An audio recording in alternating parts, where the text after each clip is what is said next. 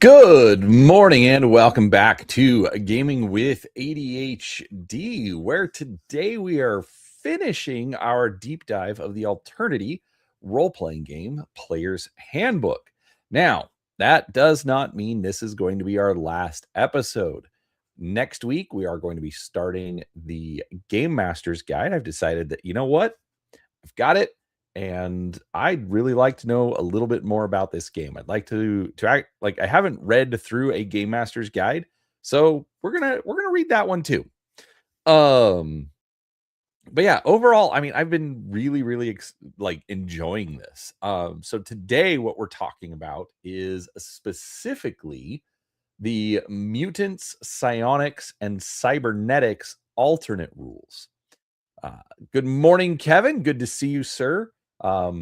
As the title of the video says, and the let's see that. Yep, there we go. The image says, Alternity. We're talking Alternity. So nice of you to show up for the final episode of the Player's Handbook.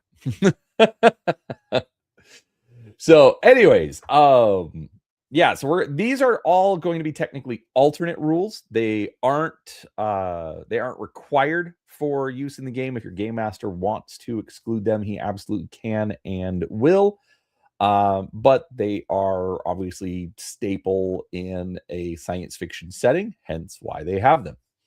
So we're going to cover those. Let's see. Then starting next week, like I said, we're going to be doing the Game Master's Guide. We're going to start. Me and Sixth World and I are going to do the BattleTech Gothic rules read through, and then on Tuesday, unless something changes, Kim is going to be returning, and we are going to do the deep dive of the Monolith Batman role-playing game. So, with that said, do make sure you're subscribed to the channel. That way, whether I'm putting up new miniatures videos, board games, role-playing, whatever it is, you don't miss any of that content. And if you're enjoying these kinds of live streams, you'll be able to pick up with all the next ones. So, I guess with that said, trying to think if we've got anything else fun or exciting. Kevin, you can just say all of that you said in text, just in chat. I've been sleeping like crap. I am fat. And then I have a very bright light up there. So I squint a lot when I'm reading, but I need to figure that out. I'm not going to be the weirdo that wears sunglasses on a live stream. You know who you are out there. Anyways, but no, otherwise I'm actually fine. I am a little sore. Been working out, pumping iron. Anyways, so good things are happening. But all right, you know what? Let's go ahead and get started because we do have 3 chapters to get through. Of course, obviously, any comments, questions, feel free to drop that in chat. We will get those answered as quickly as possible. Let's see. No, I don't need to worry about that. All right. So to start off with, we're looking at mutants. One of the most popular themes in science fiction is the superhuman character, the mutant hero who is a cut above or at least apart from the normal members of the human race. Sometimes a mutant is the result of deliberate genetic alteration, as a hero is bred or enhanced to fit the needs of the organization he works for. In other cases, the hero's special advantage is nothing more than an accident of fate or circumstance. This chapter focuses on mutant heroes. The rules for creating and using mutant characters are optional and may or may not be available in your campaign. All right. Let's see here. Mutant heroes. All right. In game terms, a mutant is a character species derived from human stock. Just as other non human characters do, a mutant gains certain special abilities and powers just for being of a different species. After a player creates a mutant hero and determines the character's special abilities, he takes the hero through the rest of the creation process in the same fashion as for any other hero. The supplemental hero sheet, printed just ahead of the hero sheet at the back of this book, has spaces to record a mutant hero's characteristics. Um, Although every mutant originates from human stock, each one's basic makeup has been altered significantly enough that he is considered an alien for the purposes of determining the skills he possesses at the beginning of his career. Mutant heroes use table P5 to determine the number of skill points, broad skills, and specialty skills they start with. Let's check that out real quick. So just remember 214.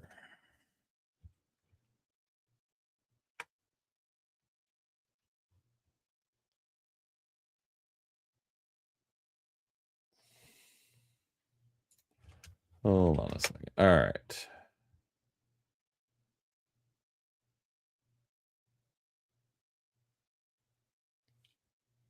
Oh, okay. They don't receive the skill bonus that non-mutant human characters do. All right, so that all seemed normal. All right, that was an odd reference. So it's the same as every other character. All right. One of the major differences between a mutant hero and an alien hero is that the mutant's special advantages aren't predefined by his race. Every mutant in a campaign may have unique powers and capabilities. No two mutants are necessarily alike, as detailed in the rules later in this chapter covering how mutants' abilities are determined. Types of mutants. A mutation is a change to the basic blueprint of an organism. This may be an accidental or random process, either naturally occurring through evolution or a change brought about by manufactured conditions such as a nuclear accident, exposure to mutagenic compounds, or deliberate genetic engineering. When you create a super strong mutant who was, quote, just born that way, unquote, you are assuming that the hero's mutation is a random, more or less natural event. While the evolution of organisms has been a natural process throughout the Earth's existence, humanity has been tinkering with this process ever since the earliest geneticists discovered that such tinkering is possible. The selective creation of animal and plant breeds is an excellent example of the impact of human influence on natural selection. However, the process of breeding for desirable traits requires many generations to produce significant results. Recently, advances in genetic technology have opened the door to the creation of custom designed organisms that can be shaped as needed within a single generation. Already, engineered microorganisms show a great deal of promise for many industrial purposes. In the future, progress level 6 and higher, genetic manipulation may allow the creation or alteration of entire species of highly organized and complex creatures, if your game master determines that such technology is right for his campaign. This can lead to humans specialized for living and working in non terrestrial environments, engineered for better combat traits, or designed to resist disease and biological agents. The ethical questions surrounding this topic are serious ones, but since we're dealing with imaginary science in an imaginary world, your game master can give genetic engineering any slant he likes. It's his campaign. All right, that is such a shift. Man, we have strayed far from the light. Yes, it's genetic engineering. It's awkward. It's, got, ethical problems. But it's a game. Get over it. It's, maybe it's, it's perfectly acceptable in the campaign world. Everybody does it. Everybody does it, before the child is born, whatever. It doesn't matter. It's a game. It's all fiction. It's all make believe. The technology doesn't exist. Just play the game and have fun. All right, regardless of whether a mutant is a natural improvement on the human model or a pre-designed specimen of genetic technology, he may or may not be alone in the universe. Some environmental conditions may induce all the people living in a particular region to change in the same way. For example, hardy colonists who settle a high-gravity world may eventually, over the course of many generations, develop abnormally strong skeletons and musculature. A hero who comes from a setting like this would be a mutant compared to the standard human found elsewhere in the galaxy, although he's a perfectly normal representative of his race. It's possible that the adaptive process of the colonists may be accelerated by genetic engineering before they reach their new world to make them more tolerant of the conditions when they arrive. Common traits. Ability score range. The range of ability scores for a beginning mutant hero is the same as for humans, a minimum of 4 and a maximum of 14 in each ability. Okay. No score can be assigned a value greater than 14 during the early phase of the hero creation process. It is possible, however, for one or more of a mutant's ability scores to exceed the maximum after all of the character's mutations have been determined. Free broad skills. A mutant hero starts play with the same free broad skills as a human hero: athletics, vehicle operation, stamina, knowledge, awareness, and interaction. Special abilities. All mutant heroes possess at least one advantageous mutation and one mutation drawback, as described below. Determining mutations. The defining characteristic of a mutant hero is a special power, ability, or improvement that a human hero doesn't have.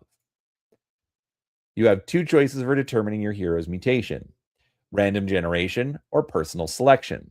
Both of these options are available unless your game master says otherwise. In both cases, you have to balance the advantages by also taking mutant drawbacks as described below. Mutant origin. The origin of a hero's mutation has a direct effect on the extent of his powers. The maximum power of any mutation and the number of mutations the hero possesses are determined by the hero's origin. Start by consulting Table 48, Mutant Origin, either selecting the option that fits most closely with your hero concept or rolling a die for random determination. Let's see here. All right, so Mutant Origin. Let's look at the table real quick. All right, so on a D8, 1 to 5, it's an engineered mutation, or 6 to 8, naturally occurring mutation. Let's see, for engineered, belongs to a mutant community, so D4 points for mutations and D4 points for drawback. Okay, all right, so it's a random number, interesting, and then natural, you're going to get more mutation points. Okay. More positive mutation points and fewer drawback points. Interesting. All right, I like that. All right. There we go. Oh, already read that. All right, personal selection. If your game master allows free selection, you get to decide your mutant's origin and the uniqueness of his mutation. Let's see. Random generation. If you are using random generation, first roll D8 and refer to table P48. You will discover that your hero is either an engineered mutant or a natural mutant.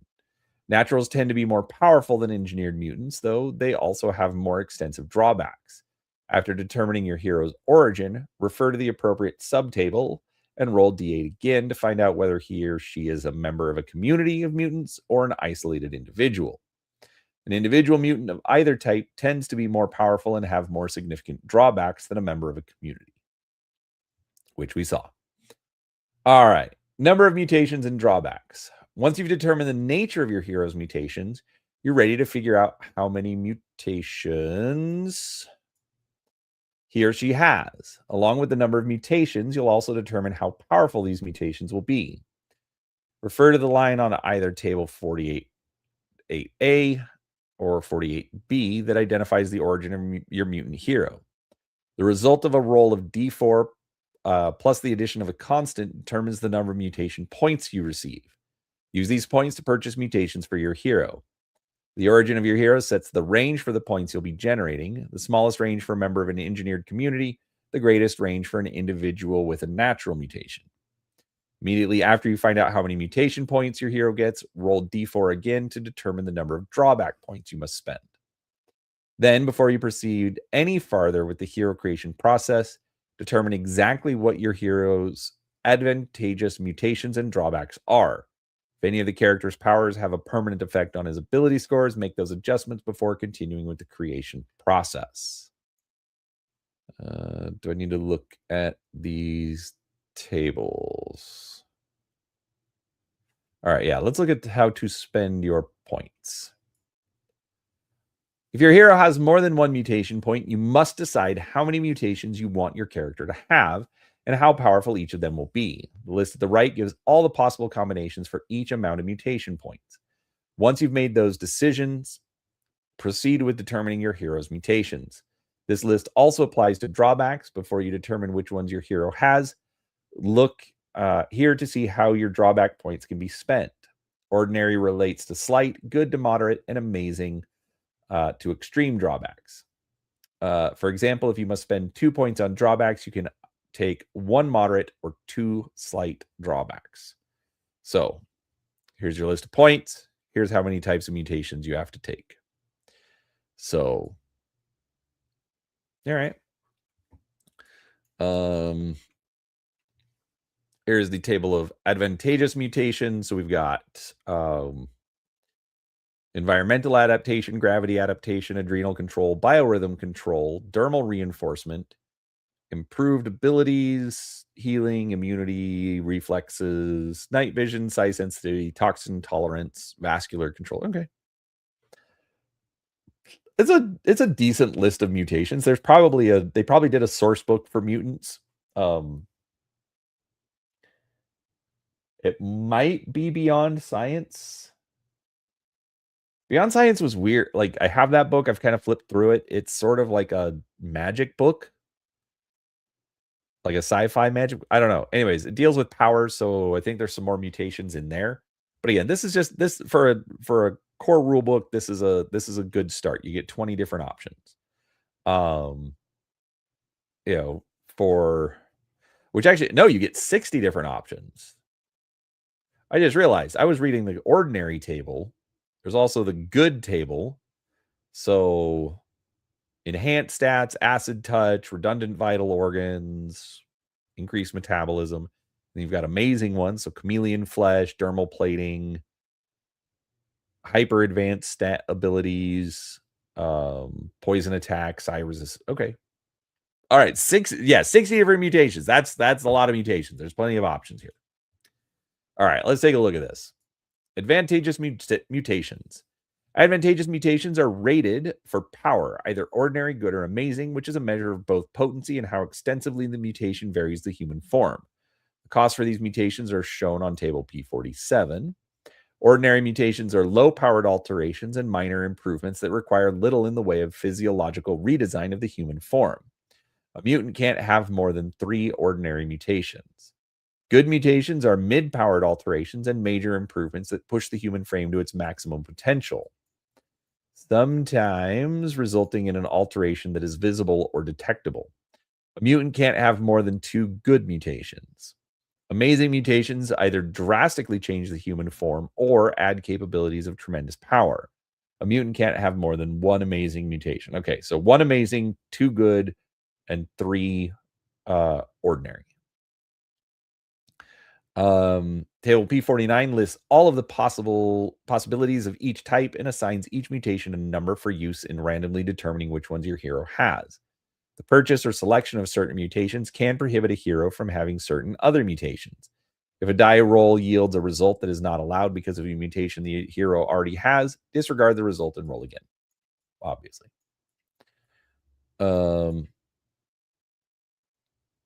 All right, advantageous mutation descriptions. We're not going to read all of these because it's a lot.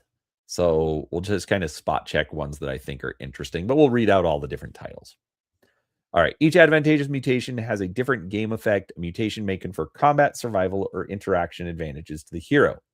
Each advantageous mutation is tied to an ability. When a mutant needs to see how effective his power is, he makes either a skill check if he has the skill in question, or an untrained check using 1/2 of the related ability score with a base situation die of plus D4. Okay, so if you're trying to enhance a skill, either you do the skill check or untrained as normal. The related ability for a mutation, when it's not self-evident, is identified in the heading that leads off the mutation's description. All right. Ordinary mutations are the most common form of mutations in most campaigns. Each ordinary mutation costs 1 mutation point. Mutant character can't have more than 3. Adaptation environment. Changes in the mutant's physiology makes him comfortable in an inhospitable environment. For each point spent on this mutation, a character can have only one type of adaptation. Okay, so you can take this multiple times. That makes sense. The range for these environments must be within human toleration. Makes sense. Anyways, so like basically it's adapted to hot, adapted to cold, adapted to thicker atmosphere, drier atmosphere, not gravity because that's its own adaptation. So anyways, let's see. When a character is in an environment tied to the mutation, any penalties associated with functioning in such an environment are reduced by 2 steps. And the character's stamina endurance checks receive a -2 bonus. Okay. Adaptation, gravity. The mutant is able to function more easily than a normal human in a gravitational field that's either less than or greater than the normal gravity of Earth. The adaptation applies to light gravity or to high gravity. So basically, you can, either you're from a light gravity planet or you're from a high gravity planet. Obviously, you can't take both. There are some modifications to your physiology. Let's see. We've got adrenal control. So you get boosts to strength and speed. So basically a -1 bonus to athletics, melee weapons, unarmed attack, acrobatics, and movement checks.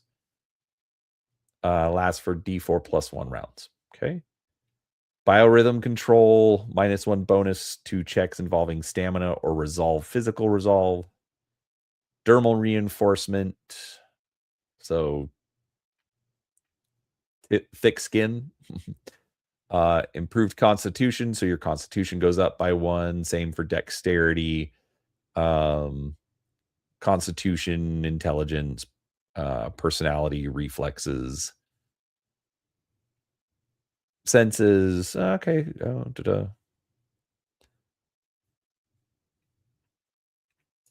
All right. Only 1 to a character. In addition to the mutations that permanently raise an ability score, there are several other groups of mutations that provide the same effect at more than one of 3 different quality levels: ordinary, good, and amazing.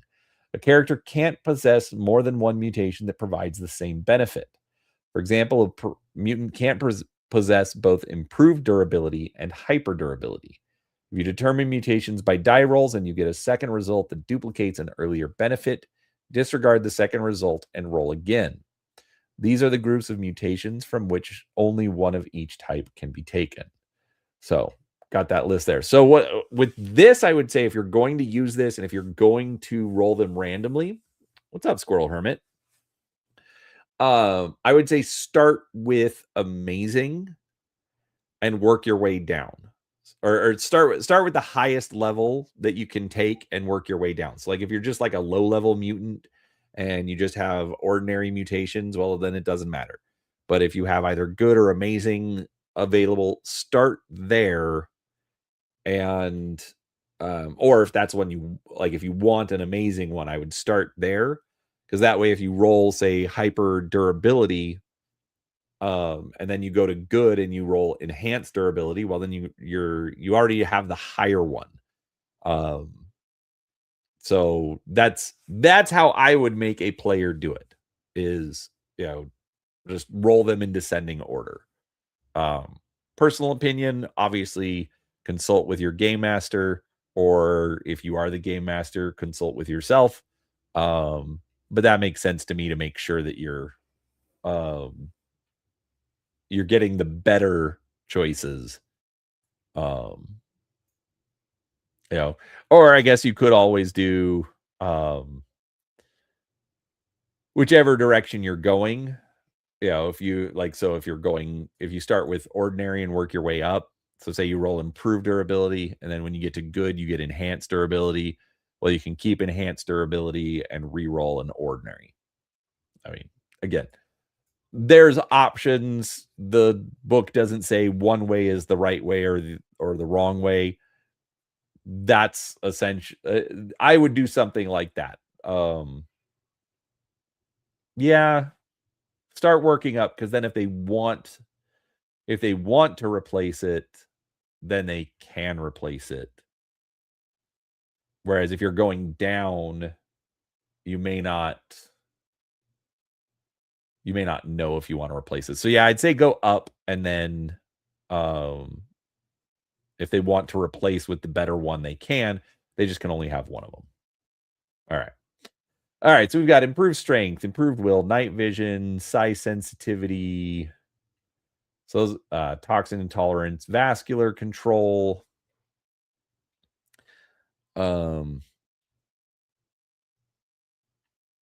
Let's see. Then we've got the good ones.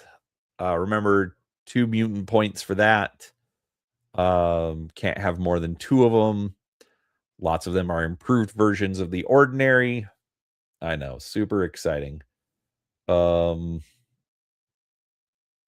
attack. This mutation provides a character with a natural attack form, usually claws, fangs, spikes, horns, or some similar alteration. A natural weapon is made of bone, hair, or some other naturally tough material. If the player so desires, this mutation can be hidden, usually by making the natural weapon retractable. A natural attack uses the unarmed attack brawl skill. Damage inflicted is this, plus any increase for high strength. This is considered low impact damage for purposes of determining the effect of armor protection. If the weapon is retractable, the damage it can inflict is reduced by 2 points. Okay.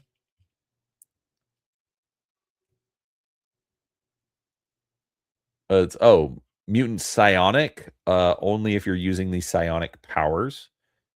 So we'll look at that in a couple of minutes. Okay, more than a couple of minutes. We'll look at that when we get to the psionics chapter.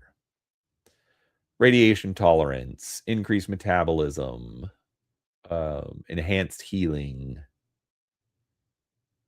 Redundant vital organs. This mutation protects a character's vital life systems, cardiovascular, respiratory, nervous, and digestive, by providing backup organs that can function and maintain life if the primary systems are damaged. This is reflected in gameplay by reducing all mortal damage in half. In addition, this mutation provides a -3 bonus to all stamina endurance checks related to mortal damage.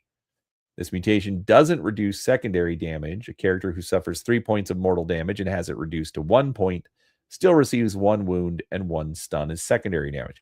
That's fine. That's huge. Redundant organs, and you get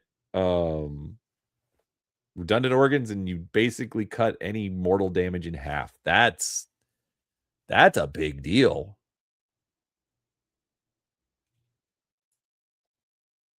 I mean, makes sense, but still big deal. All right, amazing mutations: energy reflection, flight, dermal plating, energy absorption, chameleon flesh.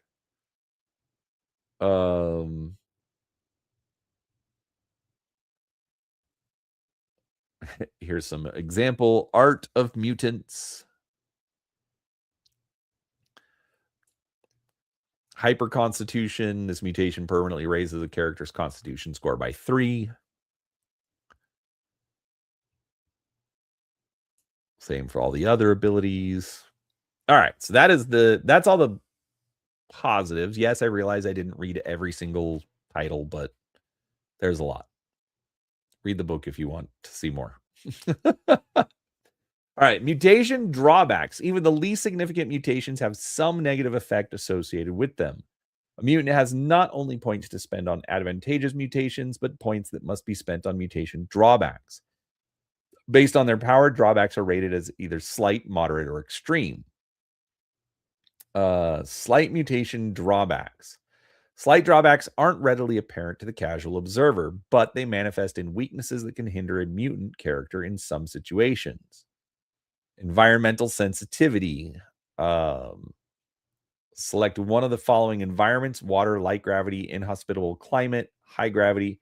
In that particular environment, the mutant operates with a +2 penalty to all skill and action checks he attempts. Okay. Light sensitivity. So, wear goggles.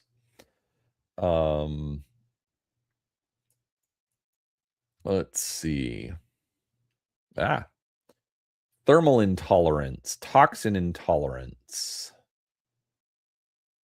weak immunity, reduced ability score, temporary weakness, sound sensitivity. So the thing I like about this, I mean, it did say at the beginning that essentially the mutations are creating alien races. And I know the Game Master Guide has rules for creating aliens, but this is a nice, simple way to create some aliens. The book, I still say the book was really limited by only offering 5 alien races. So, yeah, this could actually, be a lot of fun just to add in some extra bonuses, because like the Sashayan, they have to wear goggles because they're light sensitive. Like they have right here, light sensitivity. So it's the same kind of, but advantages and disadvantages. So yeah, why not? All right, moderate mutation drawbacks. Again, with environmental sensitivity, susceptible to damage, slow reflexes, inefficient metabolism, temporary weakness, minor physical change, wild immune system, reduced ability score. And then extreme mutation drawbacks. Extreme drawbacks have a clearly visible appearance as they greatly change the human form. In addition, these flaws significantly hinder a mutant in certain situations. Deadly immunity. This mutation manifests as an immune system that works to attack organisms outside the mutant's body. Once per day, the mutant makes a constitution feat check with a -2 bonus. The result determines the potency of the infectious disease the mutant produces that day. There we go. Sometime during that day, at a moment determined by the Game Master and lasting for D4 hours, the mutant becomes contagious. During that period, whoever comes in contact or within 2 meters, hey, I've heard this before, of the mutant must make a constitution feat check to resist the disease. A failure on the part of the potential victim indicates that the disease infects the character. A critical failure indicates that the disease infects the victim and the effect is doubled. Disease potency. Critical failure, the disease infects the mutant, making him ill for the next 24 hours. Failure, the potential victim receives a -1 bonus to his constitution feat check to resist the disease. Ordinary +1, good +2, amazing +3. And you're making a what check for this? Oh, constitution feat check. Ugh. Still hate that name. Feat check is a dumb name. Dumb name. All right. During the contagious period, the mutant's body changes grotesquely, leaving little doubt in any observer's mind that this is a person to stay away from. Boils or disease-filled sacs may develop on his body, or disease-infected fluid might be exuded from the pores of his flesh. Oh, that's fun. Hi, guys. I'd like to join the crew. I got a disease. All right. Environmental sensitivity extreme, wild mutation, highly susceptible to damage. Major physical change. The mutant has an obvious major physical alteration that marks him as distinctly different from humans. This change causes a +4 penalty to all skill checks involving encounter skills and any other skills used to interact with other characters. Uh, Major physical changes include rocky skin, shell-like protective growths, alterations in the humanoid form, alterations to make the mutant look more animal-like or reptilian or bird-like. Okay, so you look funny. Weak metabolism, wild mutation. One of the character's advantageous mutations is wild, meaning that he has no control over when it activates. Whenever the mutant faces a dramatic or tense situation, there's a chance that his mutation kicks in, whether he wants to or not. This drawback may only be used in conjunction with the following advantageous mutations: adrenal control, acid touch, electric touch, increased metabolism, or natural attack, chameleon flesh, hypermetabolism, or improved natural attack. All right, that's reasonable. Okay. Yeah, so that I'm gonna stick with that. Mutations, essentially, it's alternate alien races. Here's a way. We only gave you 5 aliens. Here's a way to make a whole lot more. I no problems with it at all. All right, psionics, always a fun part of science fiction settings. The popular concept in science fiction is psychic abilities, also known as psionics. In some science fiction settings, characters have sensory powers that go beyond sight, hearing, speech, smell, and touch. The Alternity game includes 2 kinds of psionic characters: mindwalkers and talents. The rules for psionic powers are optional and may or may not be available in your campaign. The only campaigns in which some form of psionics must be used are those that include Frawl. Um, because Frawl have natural psionic abilities, it's not possible to have that species in a campaign setting without also using at least some of these rules. If you want to create a psionic hero, your game master will tell you if the character must be a Frawl or if psionic skills are also available to heroes of other species. Makes sense. All right, Mindwalker heroes, the mysterious 5th hero type. If psionic powers are available in your campaign, you might want to try your hand at playing a Mindwalker. Mindwalkers are powerful psionics users who have been trained to harness and exploit the powers of their minds. Essentially, a Mindwalker hero is generated using the rules in Chapter 2. However, there are a few alterations to those rules, which are discussed below. Supplemental hero sheet at the back of this book has spaces to record a psionic hero's characteristics. A blank line is provided at the end of each group of psionic skills in case your game master allows the existence of some psionic skills beyond those described in this chapter. All right, species. As long as your game master agrees, a hero of any species can choose to be a mindwalker. The alien species known as the Frawl receives special bonuses related to this profession. Career. Mindwalker careers focus on different ways to utilize mental powers. Possible Mindwalker careers include biokineticist, biowarrior, espion, mystic, telekineticist, psyguard, telepath, and mind knight. These careers are detailed later in this chapter. Profession. Mindwalker is a profession just as combat spec, diplomat, free agent, and tech op are. Mindwalkers are a select group of characters who are gifted with great mental powers and trained to use them. These individuals may be extremely rare, depending on the setting, and some may be trained in a particular tradition. Hero Mindwalkers must have the following scores or greater in these abilities: Will 11, Intelligence 9, and Constitution 9.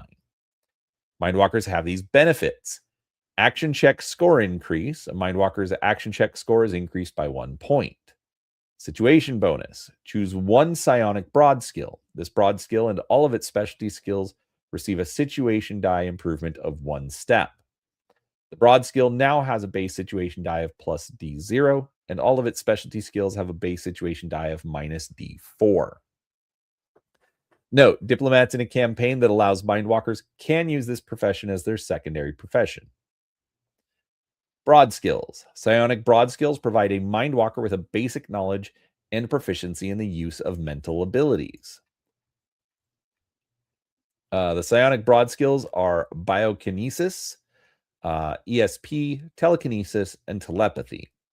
No psionic broad skill can be used untrained.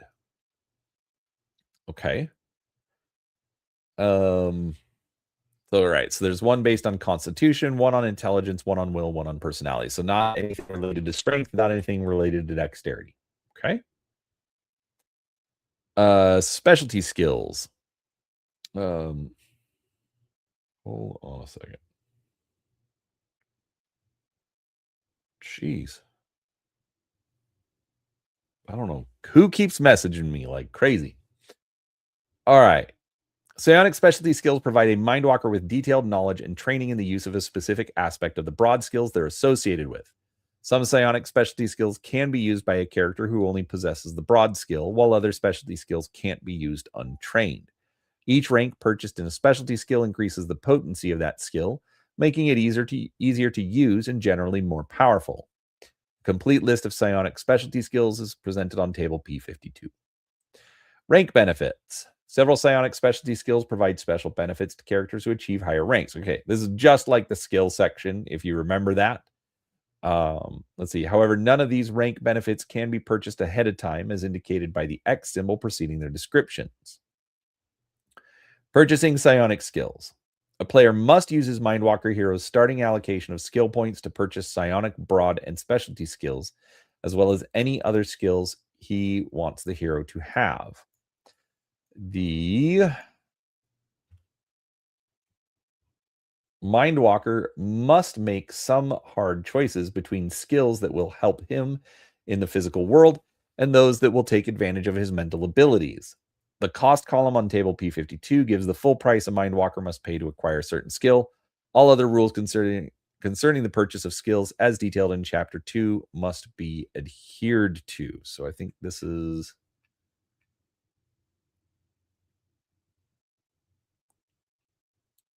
Oh, talent. So this is alternate ways to use psionics if you're not using the full rules. We'll skip that. All right, psionic energy. Because the use of psionic skills requires a lot of mental energy, psionic character is not able to use his special skills all the time. This limitation is reflected in the number of psionic energy points a character has. Each Mindwalker starts with psionic energy points equal to his will.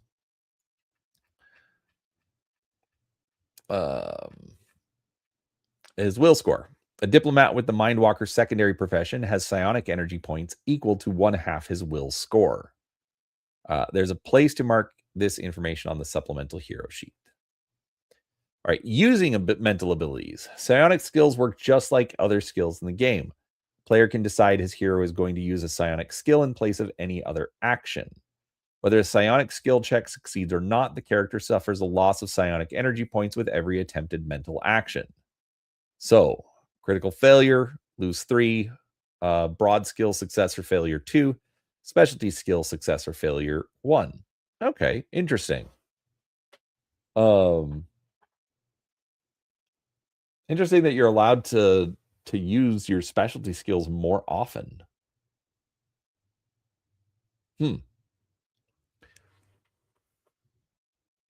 I wouldn't think that. I would think that because it's more specialized, it would. Anyways, whatever. That's fine. I mean, I think that's good because it does force you to spend your skills for the specialties as opposed to just leaving them off, and just sticking with broad skills.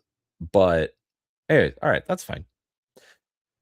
All right, if a character runs out of psionic energy points, he can't use his psionic abilities until he recovers at least some of his points. If a character uses a psionic ability and loses more points than he has available, he suffers 1 point of fatigue damage for each point that wasn't available to spend.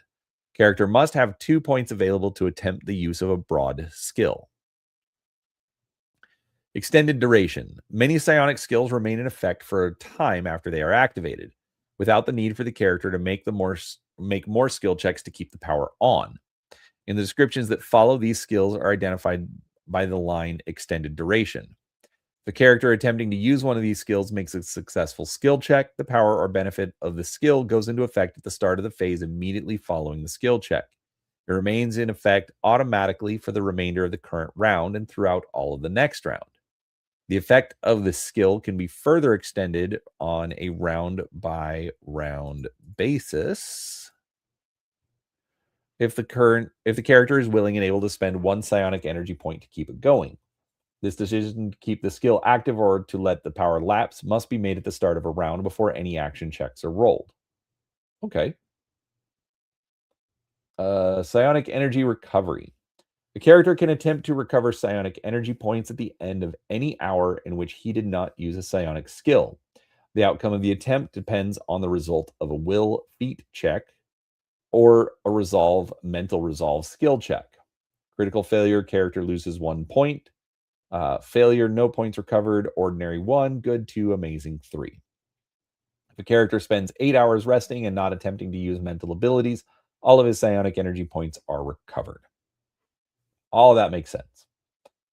Resisting mental abilities. If a mental ability is directed at another character, that character's will resistance modifier is figured into the psionic user's skill check. Also, a target's skill in mental resolve, can provide additional modifiers as detailed in the skill description on page 94. Okay. Got it. So it just, all right. So just automatic penalty against psionics directed at you. All right. Psionic skill descriptions.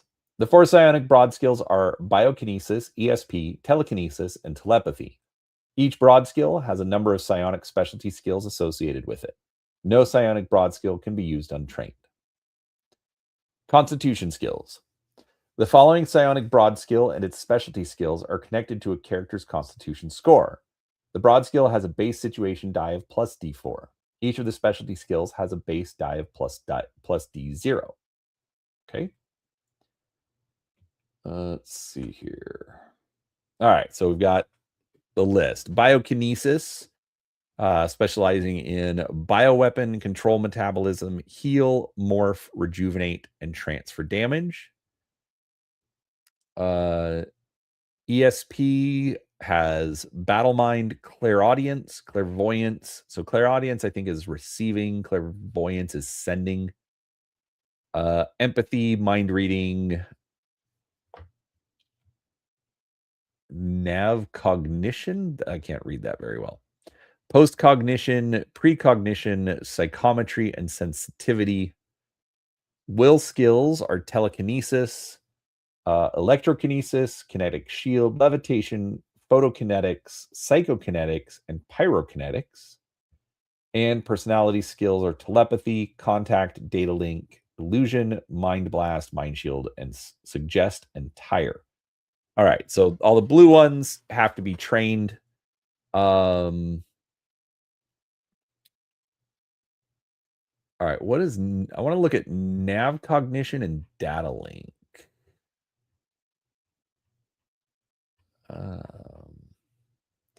Nav cognition. A character who uses this skill can instinctively determine his present location and mentally plot a course to a distant location. This can be accomplished on a planetary surface, in normal space, and even through drive space, depending on how the character applies this skill. This mental ability replaces the use of the navigation skill whenever the character decides to spend psionic energy points. All the modifiers that pertain to the use of the navigation skill apply, except the character doesn't make use of charts, instruments, or computers to determine his location and plot courses.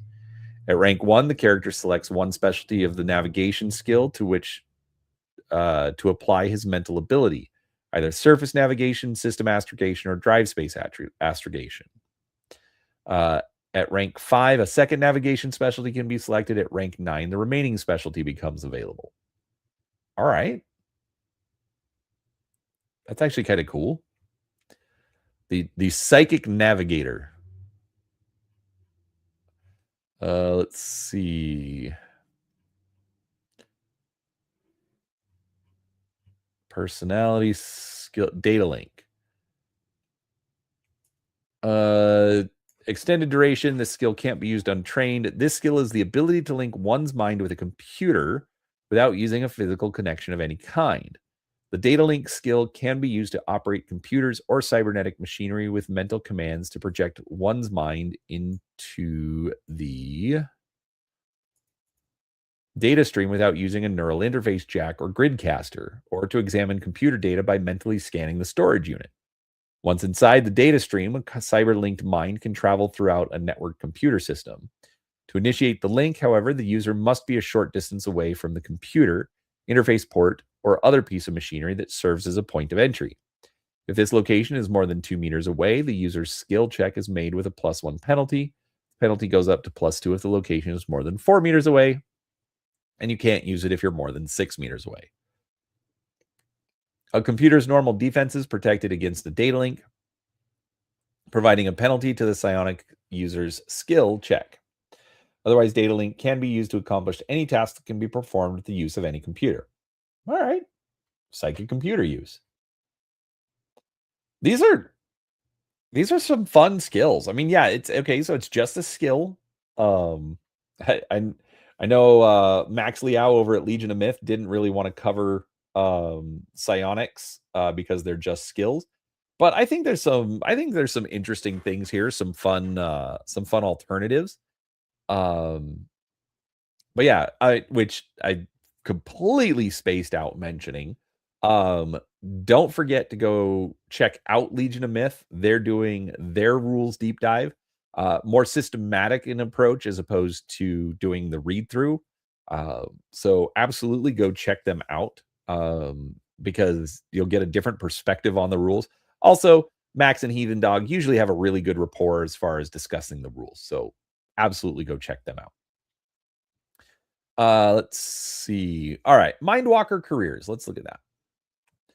Most Mindwalkers follow a similar course in the practice of their profession.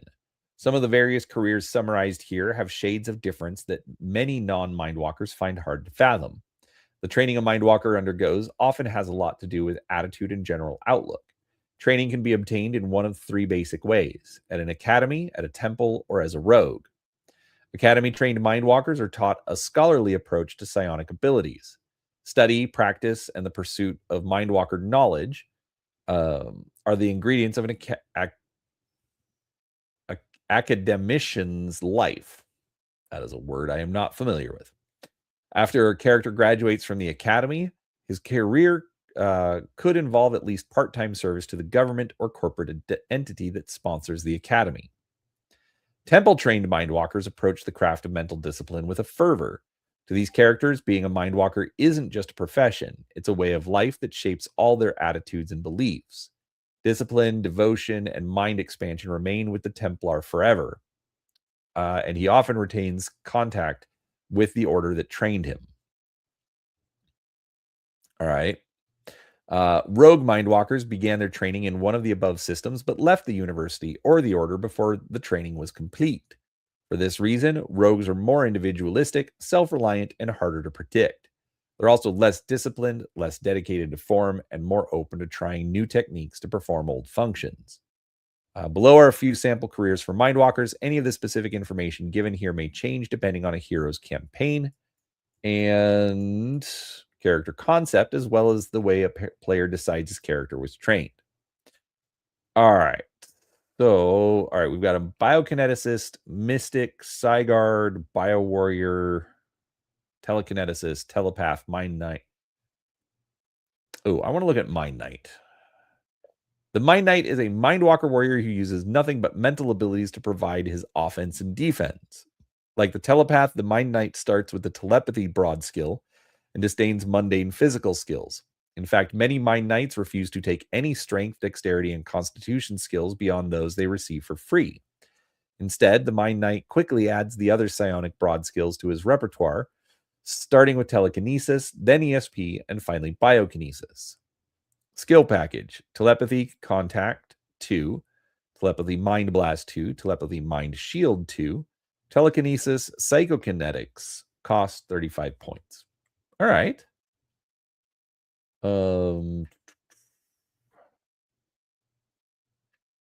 What else should we look at? Any suggestions from the crowd? Let's look at the Espion. The Espion walks among the shadows of society, staying inconspicuous so as to make the best use of his ESP abilities. Espions act as spies, advisors, and investigators of all types, using their various psionic abilities to discover information and reveal secrets. Mundane skills such as investigate, deception, interaction, and even culture can prove very useful to characters who pursue this career. The Espion often adds the telepathy broad skill to her Mindwalker repertoire. The specialty skills associated with it, especially contact, illusion, and suggest, provide important abilities not covered by ESP. Skill package: ESP clairvoyance 2, ESP empathy 2, ESP mind reading, ESP precognition, ESP psychometry 2, knowledge deduce, cost 35 points. All right. So if you want to be like a psychic spy, like that. All right. So there's our psionics. And now we've made it to the last chapter, cybertech. All right. Cybernetic technology combines complex computer electronics with the human nervous system. Some cyber gear is purely decorative, used to make a techno fashion statement. Other cyber gear serves a necessary function, replacing limbs or organs lost to accident or disease. Finally, there's the gear that users believe give them an edge, cyber weapons, defenses, and utilities that make a cyber knight stand out from the crowd. Cyber gear may or may not be available in a given campaign, and even in those where cyber gear can be purchased, the game master might limit quantities and availability. The only campaigns in which some form of cybernetics must be used are those that include the mechaliths. Because mechaliths have natural cybernetic enhancements, it's not possible to have that species in a campaign setting without also using at least some of these rules. If you want to create a hero who uses cybertech, your game master will tell you if the character must be a mechalith or if cybernetics are also available to heroes of other species. Wonder what happened to Todd. I don't know. I just thought that was funny. All right.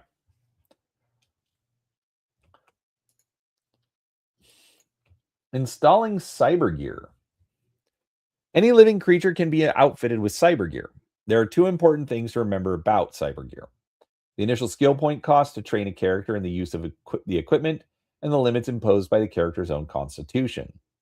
The character must spend skill points to prepare himself for cyber gear installation. The cost is 10 skill points. Why a skill point charge? Because learning to use a nanocomputer isn't an easy thing to do. And even learning to function with passive implants, such as body plating, requires intensive training. Um, Note there is no skill point charge for some items as outlined on table P53. Character's constitution score determines the upper limit of the amount of cybernetics his body can support.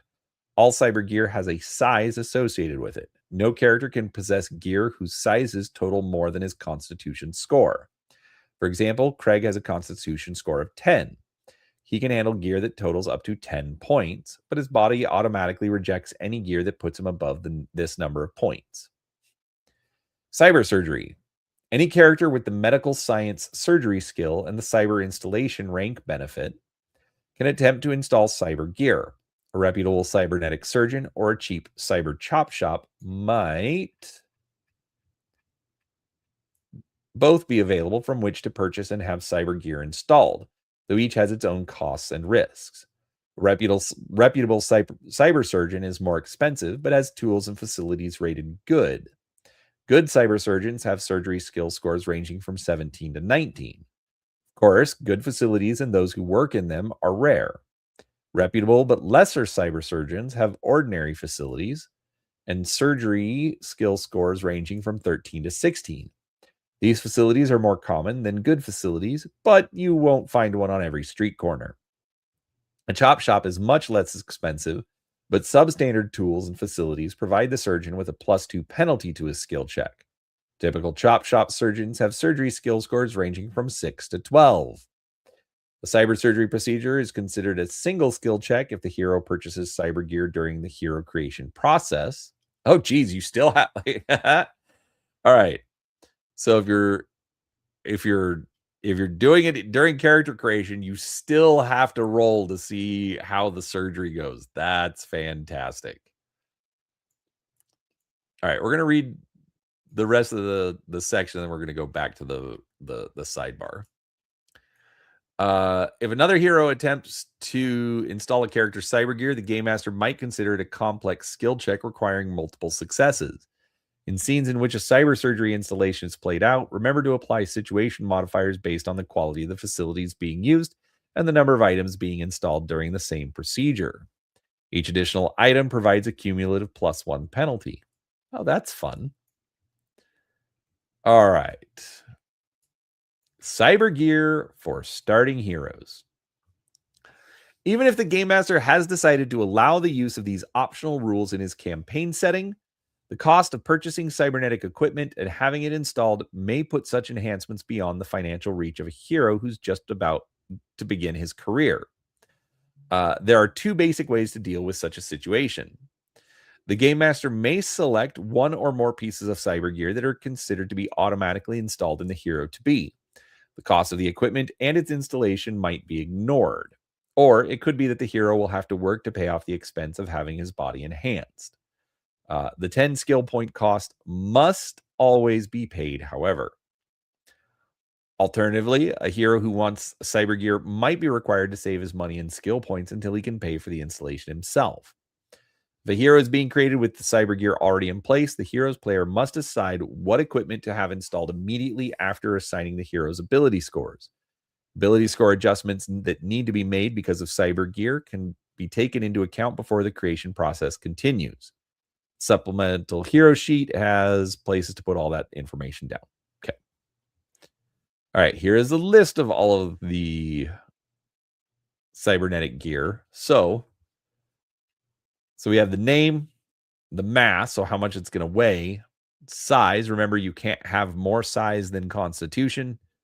And then your cost per quality. So ordinary, good, amazing. Just pretty standard. So we've got battle claws, BioArt, BioWatch, body plating, cyber limb, cyber optics, fast chip, muscle plus, nanocomputer, NI jack, optic screen, self-repair unit, subdermal comm, subdermal weapons mount. That's all at PL6. At 7, we've got CF skinweave, data slot passive, ER slot passive, exoskeleton, neural 3D extension, reflex, subdermal NI jack, and wireless NI jack. Okay.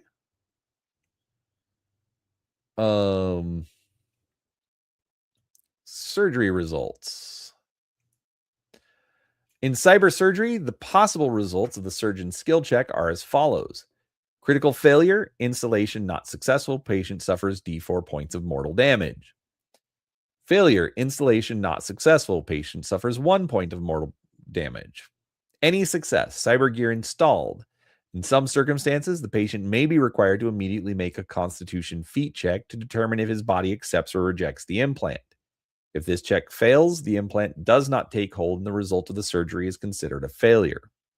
Even if the surgery results in a failure or a critical failure, the surgeon will almost certainly demand payment for his or her services. All right, cyber tolerance. The supplemental hero sheet has a section for listing cyber gear and a set of boxes for keeping track of a hero's cyber tolerance score. This number, which is the same as his Constitution score, except for Mechalus, who use Constitution +4, is a measure of how much cyber gear a character can have, how easy it is for the character's body to accommodate a new piece of gear, and how a character who's loaded with cybernetics is affected by damage he or she suffers. Character cyber tolerance score is recorded on the supplemental hero sheet in this fashion. Inside the small box to the left of the first slash mark, write 1/2 the character's Constitution score rounded down. Between the two slash marks, write 1/4 of the character's Constitution score rounded up. To the right of the second slash mark, write the number that makes the total of all three numbers equal to the character's Constitution score. In each section of boxes, left, center, right, blacken enough boxes to leave open a number of boxes equal to the corresponding number. Every time a character has a new piece of cyber gear installed, mark off a number of boxes equal to the size of the equipment, moving from left to right through the different sections. When a surgeon succeeds in the installation of a new device that would cause more than half of the character's cyber tolerance boxes to be marked, then the character must make a Constitution feat check to determine if his or her body can accommodate the new gear. This check is modified by the quality of the surgeon's facilities, the number of items being installed in the current procedure, and the degree of success achieved by the surgeon. Note, Mechalus characters are exempt from having to make this Constitution check. All right. Real quick. All right. So this is actually it right here. Here are 3 examples of how to fill out this cyber tolerance portion of the supplemental hero sheet. A hero with a Constitution score of 11 leaves 5 open boxes, so half rounded down in the first section, 3 open boxes in the second section, 3 open boxes in the third. So hero with a constitution score of 14 leaves 7, 4, and 3. Mechless hero has a cyber tolerance score equal to con +4. So Mechless with a constitution score of 14 leaves every box open, 9, 5, and 4. Skill rolls for character upgrades. Boring. No, it's not for character upgrades. It's for cybernetic installation. You've played enough Shadowrun. You know that cyber gear doesn't always work. This I actually think is kind of interesting. It's like, okay, so you can install gear and it's fine. You don't have to make a constitution check, until you filled all the boxes in a section. And obviously it's going to get, or it's going to come faster and faster as you go down the list. So I'm okay with that. Let's see. Damage to cyber gear. Damage to a cyber-equipped hero is recorded normally and repaired normally, as long as the hero has not had a significant amount of cyber gear installed, but the circumstances change when a hero has enough gear installed to use up more than half of his cyber tolerance boxes. If one or more boxes in the center section of the line are marked, any mortal damage the hero suffers is considered damage to his or her cyber gear. It remains until successfully repaired by a cyber surgeon. If one or more boxes in the right section of the line are marked, any mortal damage or wound damage the hero is considered damage. It is considered damage to his or her cyber gear with restrictions as noted above. If a cybernetic character suffers damage amounting to more than half of his total mortal rating in a single battle, then the game master can declare that some or all of the cyber gear has been destroyed. Destroyed cyber gear must be replaced. Okay. I actually like that. Like, okay, you have a cybernetic leg. Well, here's, there's a chance that when you got shot that it ruined the leg. I have no problems with that. I actually think that's fun. All right, cyber gear descriptions. All right, we've got the battle claw, bio art. I mean, it's a tattoo. Bio watch. So it's a digital tattoo clock. Okay. Battle plating, CF skin weave. I think you just got here, Glenn, but that's actually what it just explained. All right, so if damage ruins the leg, does it not count as wounds off the character? So, all right, if one or more boxes in the center section, so, all right, let me scroll up real quick. All right, so this is what they're talking about. Okay, so these are your cybernetics. So this is the left, this is the center, this is the right. Not of your character, just for game mechanic purposes. All right. So damage to cyber gear. Actually, you know what? I'm going to read it out of the book so that I can leave this up on the screen. 240.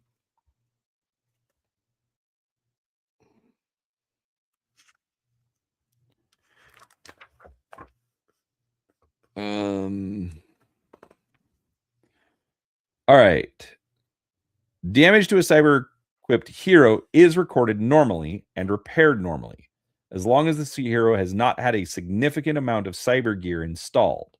But the circumstances change when a hero has enough gear installed to use up more than half of his cyber tolerance boxes. So, more than half of the cyber tolerance boxes. So we've got, 5 and then 6. So if one or more of the boxes in the center section, so right here, are marked, any mortal damage the hero suffers is considered damage to his or her cyber gear. It remains until successfully repaired by a cyber surgeon. Okay. So basically, if you have cybernetics and you take mortal damage, then your cybernetics are damaged. Then, if one or more boxes in the right section of the line are marked, any mortal damage or wound damage to the hero is considered damage to his or her cyber gear.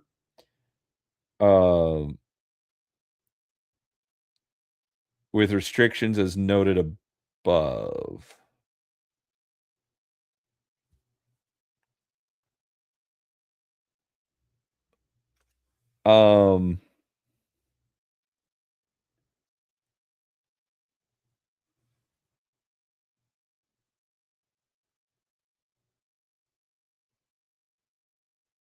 Oh, mortal damage or wound damage, not just mortal damage. Okay. All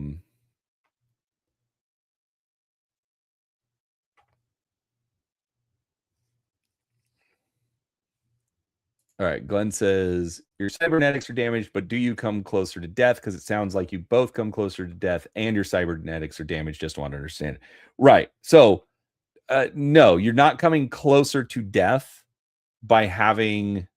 So basically, like, essentially, these boxes represent how much cybernetics you have. Okay. So if you have, if you're just in this section, then you have more meat than cybernetics. That's how I'm going to describe it, because you're using less than half of your available cybernetic slots. If you have cybernetics that cause you to start filling in these boxes, then more than half of you is metal instead of meat. Okay. In this section, only mortal damage. So if you take mortal damage, cybernetics will get damaged. Wait, no. In this section, cybernetics don't get damaged. In this section, only mortal damage damages cybernetics. In this section, mortal damage and wound damage damage cybernetics. Okay. Not stun damage, not fatigue damage, but mortal or wound means your cybernetics get damaged. Doesn't mean you take extra wounds, but like I said, then your cybernetic leg is so okay. Then the last section. If a cybernetic character suffers damage amounting to more than half of his total mortal rating in a single battle, then the game master can declare that some or all of the character's cyber gear has been destroyed. So, say you have 4 mortal wound boxes. Well, if you take 2 mortal damage, well, then they can say, okay, your leg is destroyed. You're going to need a new cybernetic leg. Otherwise, it would just be damaged. He would just say it's damaged. Destroyed cyber gear must be replaced instead of just repaired. All right. Does that answer all of your questions? Overall, I mean, it's the wording threw me a little bit, but it's not bad. Like I said, here, mostly meat. Here, more than 50% meat. And this, I would say, is more than 75% meat. Here, if you take mortal damage, then your cybernetics can also be damaged. If your cybernetics are here, then mortal and wound damage can damage your cybernetics. Technically, it's all up to the game master. It's not even required. But then if you take more than 50% of your mortal wound damage, then he can also say that it's destroyed, not just damaged. I don't know how else to describe it, but I don't think it's I don't think it's that difficult. I'm okay with it. So, all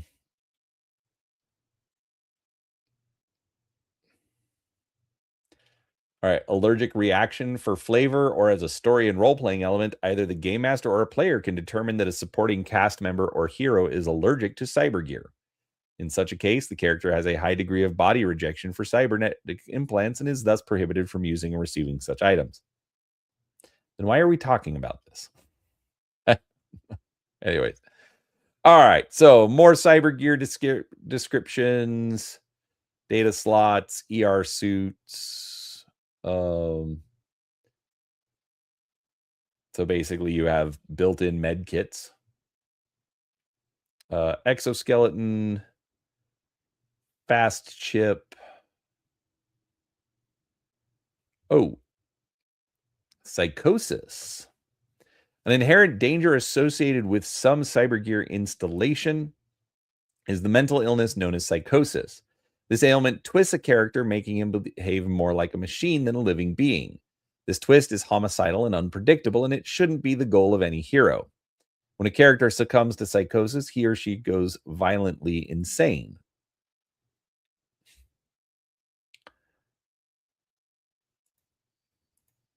Oh, okay. Sorry, folks, interrupting for a second. I'm looking for something that says or refutes your cybernetics are damaged in lieu of taking a wound. No, that's not the case at all. You take damage, so you're going to take wounds. And if you have a whole lot of cybernetics, you can also have damaged cybernetics. It's not one or the other.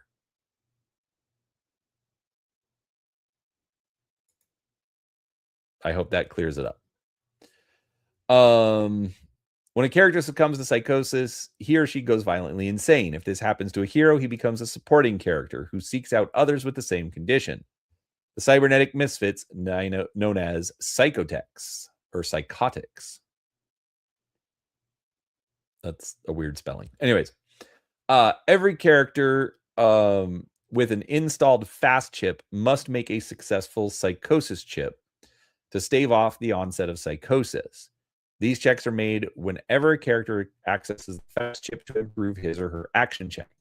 The character's psychosis skill score is listed in the supplemental hero sheet. It is equal to 1/2 of the character's will score rounded up. On any failure result, one of the character's available boxes is used up. On any critical failure, 2 boxes are used up. On any success, the boxes are left unchanged. With each box used up, the character moves closer to becoming a psychotic.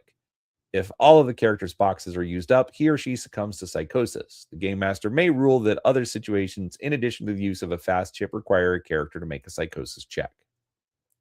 All right, so what's a fast chip? A fast chip is a device that has been banned in most civilized locales due to the dangers associated with its use. Character equipped with a nanocomputer, a fast chip, and reflex operates at a level above most other people. The fast chip provides a bonus to the character's action checks, -1, -2, or -3, depending on the quality of the chip. The fast chip must be accessed to provide its benefit. Once accessed, it remains active for a number of rounds related to the quality of the character's nanocomputer, or until the character shuts it off, whichever comes first. At the end of a period of use, the character suffers 1 point of fatigue damage. The quality of the fast chip also determines how many hours between uses a character must wait before reactivating the device. Activating the chip before the allotted downtime inflicts fatigue damage on the character. This device has its downside, though. Use of a fast chip leads to the condition known as psychosis. All right, so basically you get to take more actions and move faster. Yes, wired reflexes, Glenn. You're right. All right, muscle plus, nanocomputer, NI jack, optic screen.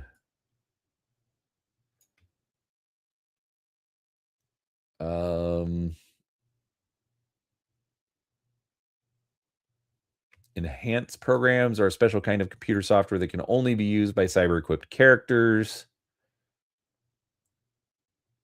Each different type of enhanced program provides a bonus to the character's use of a particular physical skill or physical characteristic.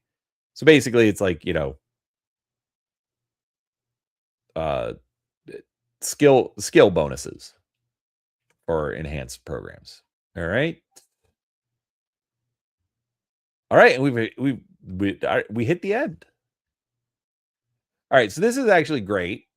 Just compiled tables. So all like essentially your GM screen compiled into the back.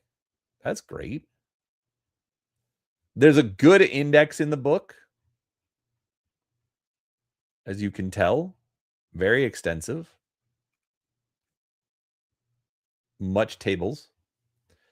And I like this. Like an index of the tables. So, all right. Finally, the character sheet. So here's the supplemental hero sheet, both sides, and character sheet, both sides. There we go. All right. So honestly, I mean, I realized I kind of skipped over a lot of the different pieces of cybernetic equipment. The names, I mean, I read the list of all the names. They're all, pretty self-explanatory. I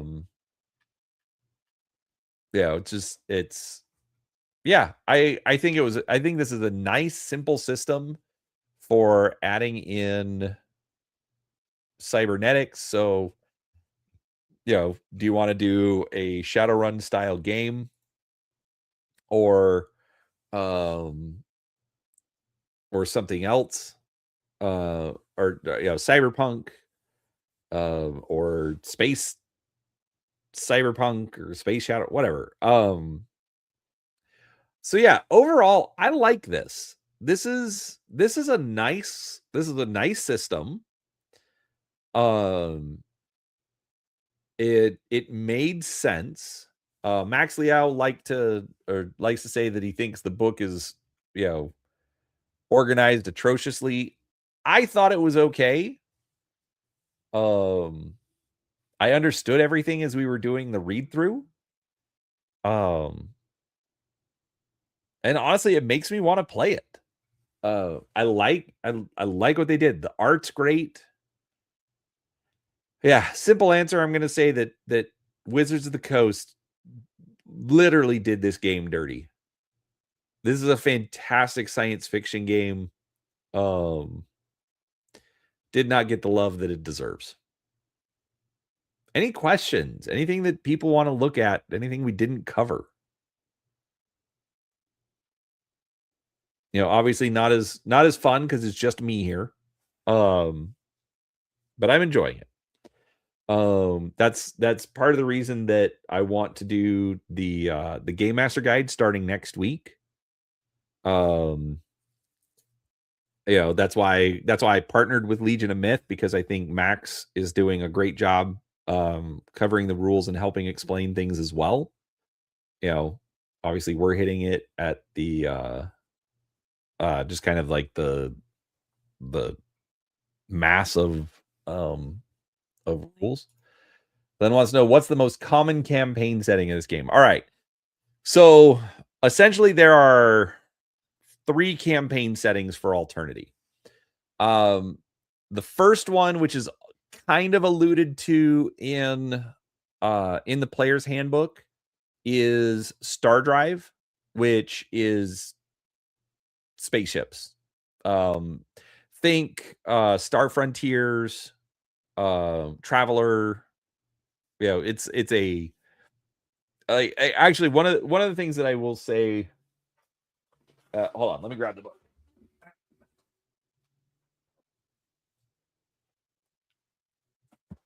All right, here's the Star Drive book. It arrived a couple of days ago. But there's something in the introduction that kind of made me laugh. All right. My dream of Star Drive began in early. This is David Eckelberry writing. began in early 1996 along with the creation of the Alternity role-playing game.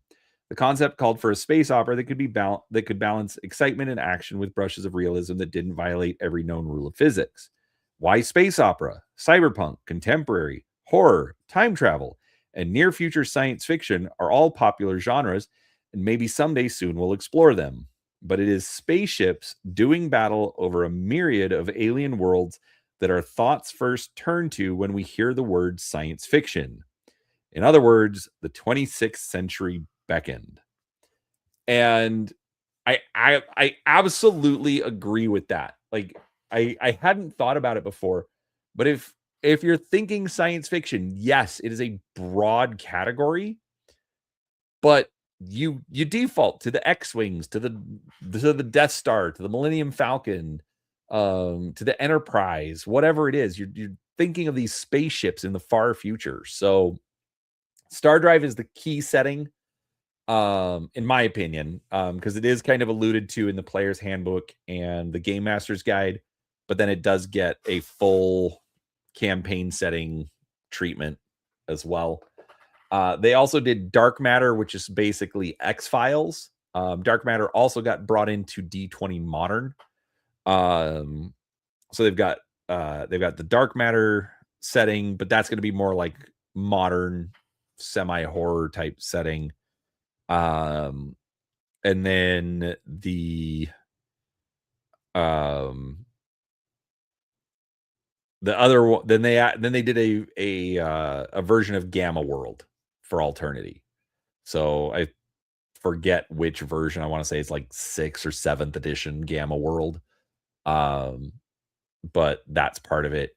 And they also did StarCraft, but that, like, I haven't looked at that, but basically that was kind of like a beginner box type set. So I'm not sure if it has like full information for doing StarCraft.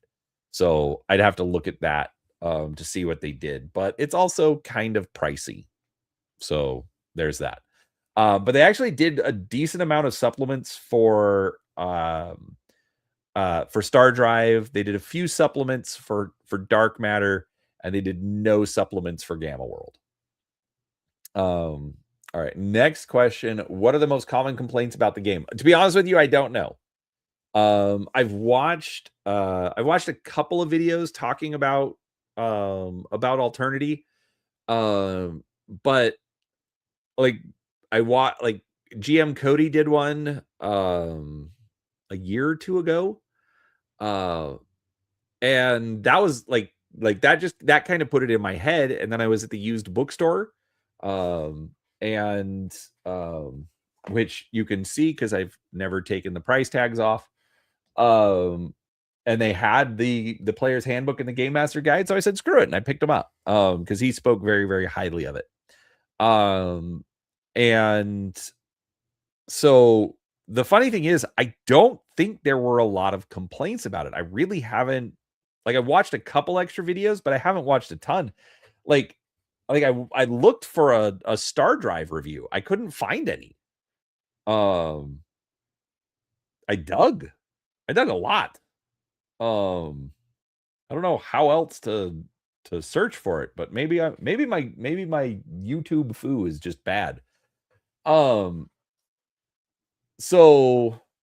the biggest complaint I would say is at least that I have, is the fact that WotC ruined it. Or not even ruined. They didn't ruin it. They just abandoned it because they were doing 3rd edition Dungeons and Dragons. And so everything had to be D20. Okay. Alternity, I think, is a good system on its own, but they're like, nope, has to be D20. And so they did D20 Modern. Star Drive got rolled into D20 Future. Dark Matter got redone into D20. But again, those are level class or race class level type games. They're not the skill game that Alternity is. So yeah, I think the game got done dirty.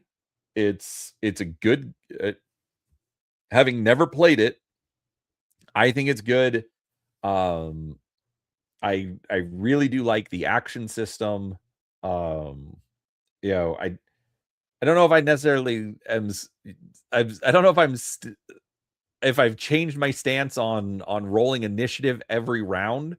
But this has an absolutely like the way that you determine how when and you get to take your actions in a round absolutely is a perfectly valid reason for why you're rolling initiative every single round.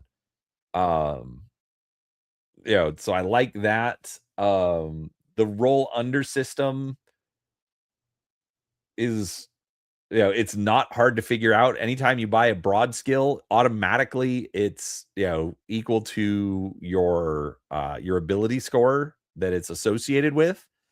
And so you just need to roll under your ability score for an ordinary result, under half for a good result, under quarter for an amazing result. That's it. Um, yeah, I think the biggest complaint is just the fact that WotC decided that they wanted to go D20 and D20 only. At least that's the only complaint that I really have. Maybe that would change one like after getting it to the table and actually playing, but I don't I don't see that. I like it. I like what they did with it. And I had fun doing a read through. So, any other questions? Any other rantings that people want me to go off on? Well, um, I guess I'll also like I've said it multiple times, but I'll also repeat. Reading through the player's handbook is also what got me or made me decide that next week we're going to start doing the Game Master's Guide. I'm going to hopefully do it in about the same amount of time. Like this, it took me 3 weeks to get through. So if I can do a book every 3 weeks, we we might actually make a dent in this library of mine. I have a lot of role-playing books that I haven't done anything with, but that's a separate issue. Yeah, so next is going to be the Game Master's Guide for the Tuesday, Wednesday, Thursday read-throughs.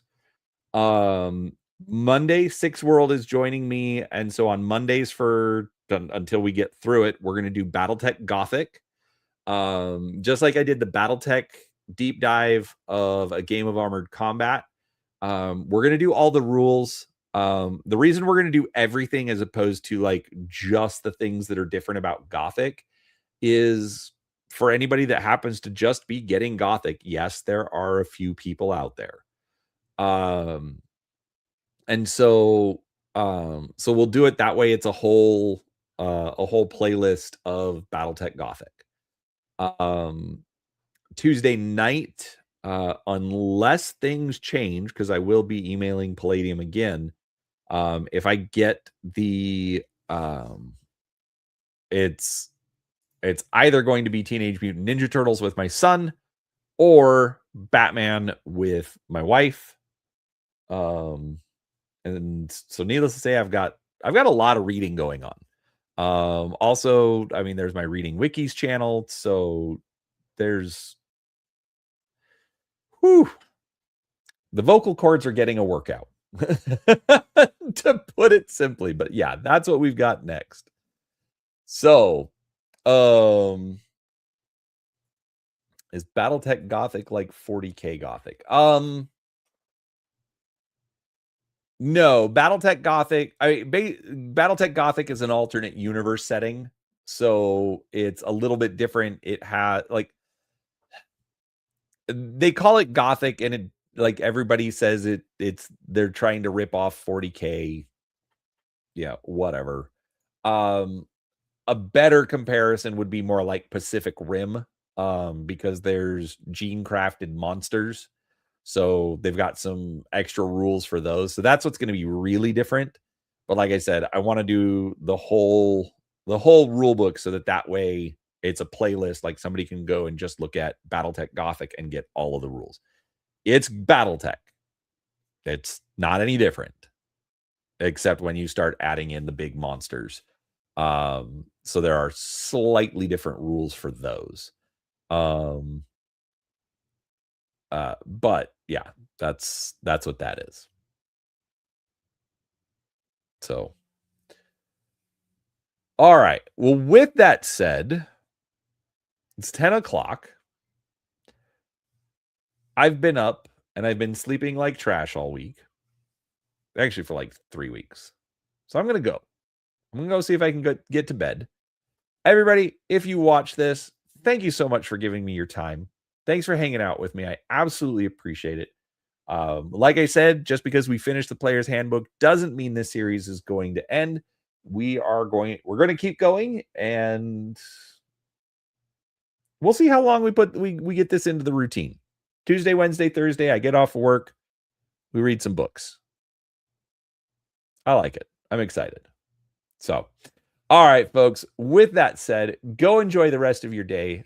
Thank you again for hanging out with me, and we will talk to you next time.